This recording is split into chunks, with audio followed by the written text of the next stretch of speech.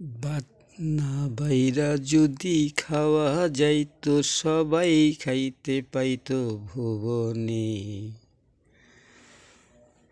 ভাত খাইতে হইলে আগে নিতে হয় প্লেট ও হাতে। হাতে প্লেট নিয়া যদি প্লেটটা আপনি আগে ধোন, ধোয়া দায়ী কইরা পরিষ্কার কইরা তারপরে ভাত নিয়ে তারপরে সে খাইবেন, বা আপনার হাত পা ভালো মতো ধুইয়া পরিষ্কার হইয়া তারপরে সে ফ্রেশ হইয়া তারপরে সে আপনি খানাটা খাবেন। পরিষ্কার না হইয়া চললে হয় কি, মানুষ ভালো বলবে না।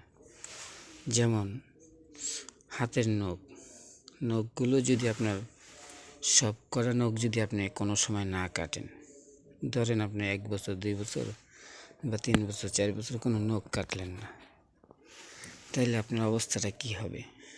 তখন অবস্থাটা আপনার এরকম হবে, বড় বড় হয়ে যাবে নখ। তখন দেখবেন নখের জন্য আপনি ভাতগুলো ধইরা খাইতে পারবেন না, এত বড় হবে আপনার নখ। যেমন আফ্রিকার জঙ্গলে যারা প্রথমতভাবে ছিলেন অনেক আগে আর কি, তারা এই নখ কাটতে পারতো না, কি দিয়ে কাটবো তাও খুঁজে পাইতো না। তবে এখনকার অন্যরকম হয়েছে, এখন পারে। তো এই যে ওই সময় নখ কাটতে পারতো না, তো সেখান থেকে আমার এই শিক্ষাটা মূলত আপনারা বুঝে নেবেন যে নখ যদি না কাটেন তাহলে নখের ভিতরে ময়লা থাকতে পারে, আবর্জনা থাকতে পারে। তো ময়লা সহকার আপনি খাদ্য খাবেন কিভাবে, ভাত খাবেন কিভাবে? তাই নখ কাটতে হলে ব্লেডের প্রয়োজন আছে। তাই ভালো মানের ব্লেড ক্রয় করবেন, নখ কাটবেন। মোট কথা ফ্রেশ হয়ে থাকবেন, ভালো থাকবেন, সুস্থ থাকবেন, সুন্দর থাকবেন। আল্লাহ কি বলছেন? আল্লাহ বলছেন পরিষ্কার থাকায় ঈমানের অঙ্গ। কেন বলছেন? যে আল্লাহ পরিষ্কার পরিচ্ছন্ন জায়গাকে পছন্দ করেন। তাই আপনার ভিতরে যে একটা মন আছে, যে মনটাকে যদি আপনি পরিষ্কার না করেন, মনের ভিতরে ময়লা জমে। যদি কারো বিশ্বাস না হয়, তাহলে হার্ট অ্যাটাক কীভাবে হয়? হার্টটা অ্যাটাক হয় কীভাবে? বড় বড় ডাক্তারদের কাছ থেকে জেনে নেবেন যে রক্ত জমাট হয়ে বা বিভিন্ন কারণে কিন্তু হার্ট অ্যাটাক হতে পারে। যেমন অতিরিক্ত চিন্তা বা দুঃসংবাদ বা মনোভাবনা, লসের যে একটি ভাবনা আছে, যে মোট কথা একটা চাপ সৃষ্টি হয় হার্টের ভিতরে। তো এই পর্যন্ত আমার কঠিনতভাবে প্রথমবার একবার হার্ট স্ট্রোক হয়ে গেছিলো। ওইটা হার্ট স্ট্রোক না বললেও চলে, ডাইরেক্ট মৃত্যু বললেও চলে। তো আল্লাহ দয়াবান, আল্লাহর কাছে ক্ষমা চাওয়ার সাথে সাথে আল্লাহ আমাকে বাঁচিয়ে রাখছেন কিছুদিনের জন্য। তো এই যে হার্ট স্ট্রোক, হার্টেও ময়লা হয়, এতে কি বোঝা যায়? যে হার্টেও ময়লা জমে, হোক তার চিন্তা ভাবনার ময়লা বা হোক তা যে কোনো বিষয়ে। আপনার হার্টটা যদি ভালো থাকে তাইলে আপনি ভালো সুস্থ, হার্ট অসুস্থ আপনিও অসুস্থ। হার্ট যদি অ্যাটাক মানে কি, হার্ট যদি বাতিল হয়ে যায় আপনি বাতিল। কত বড় একটা বিষয়বস্তু ওই হার্টের ভিতরে আল্লাহ পাক লুকিয়ে রাখছেন, তা আমরা কল্পনাও করতে পারবো না। কেননা ওই হার্টের ভিতরেই সমস্ত কিছুর একটি উত্তোলনতা আছে এই হার্টের ভিতরে। এই জন্যই হাদিস শরীফে না জানি কোরআনে এই কথাটা আছে, আমি শুনছিলাম, আমার ঠিক সঠিক খেয়াল নাই, যে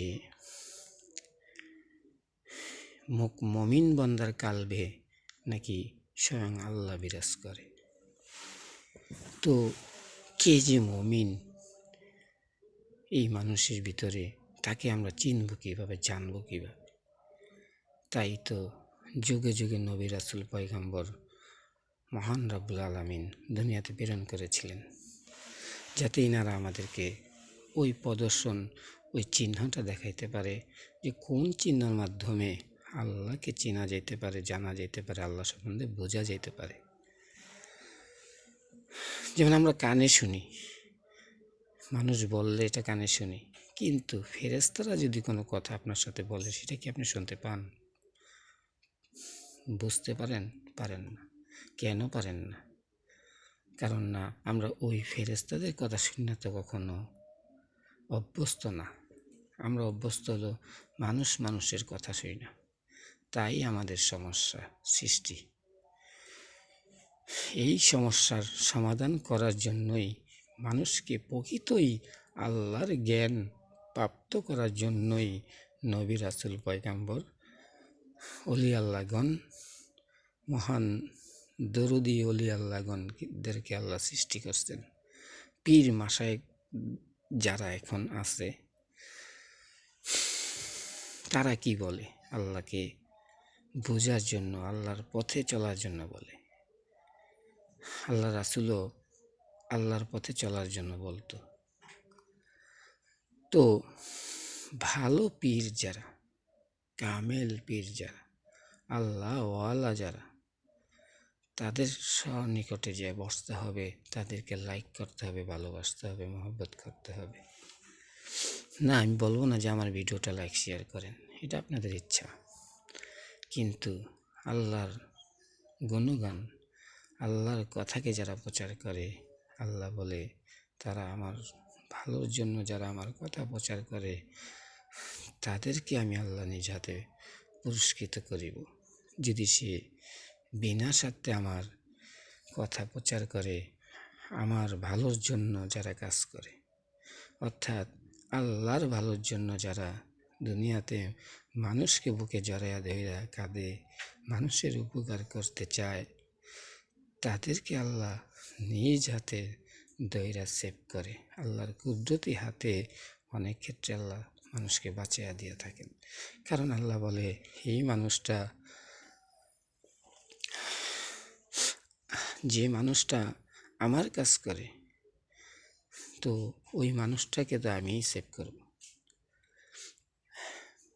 নাহলে কে করবে? ফেরেশতারা বডিগার্ড হিসাবে তার সাথে সাথে থাকে।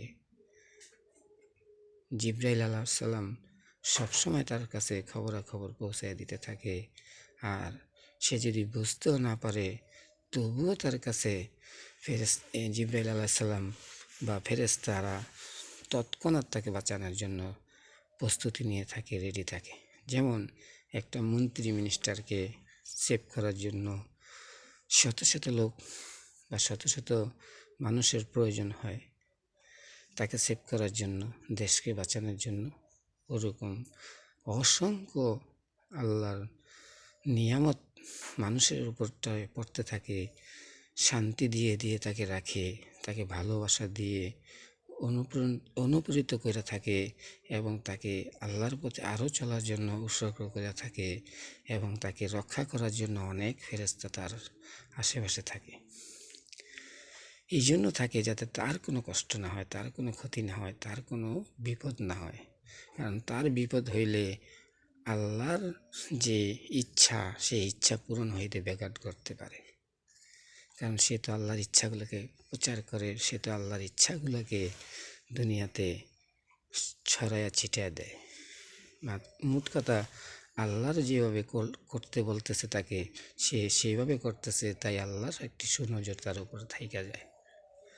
আর আল্লাহর সুনজর যার উপরে থাকে তার ক্ষতি কেউ করতে পারে না। যদি ক্ষতি করার চেষ্টায় কেউ সামনে আসেও, এসে সে অবাক হয়ে যায়, যেমন অবাক হয়ে যাইতো আমাদের মহানবী সাল্লাল্লাহু আলাইহি সাল্লামকে দেখলেন। যেমন দূর হইতে কেউ যদি বলতো যে অমুক দেশে একটি লোক আসছে, তাকে সবাই রাসূল বলে, বা তার সে নাকি ইসলাম ধর্ম প্রচার করে, তখনকার তা মানুষ খেপা যাইতো, রাগ হয়ে যেত যে কী বলে না বলে, আবল তাবল ইত্যাদি। কারণ তারা কখনো এইসব শোনে নাই, রাগান্বিত হয়ে যেত অনেকে।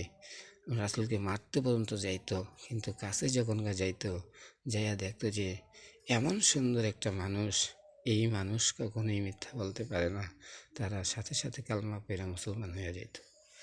অথচ গেছে মারার জন্য, আর সেখানে নিজেই ইমান নিয়ে ফিরে আসছে ঘরে।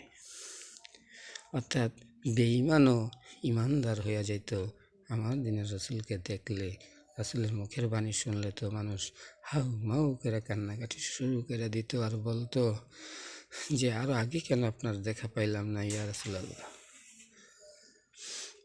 আজও পর্যন্ত মানুষ সেই রাসূলের জন্য কাঁদে, সেই রাসূলকে দেখার জন্য মানুষে কাঁদে, সে মদিনায় যাওয়ার জন্য মানুষ কাঁদে।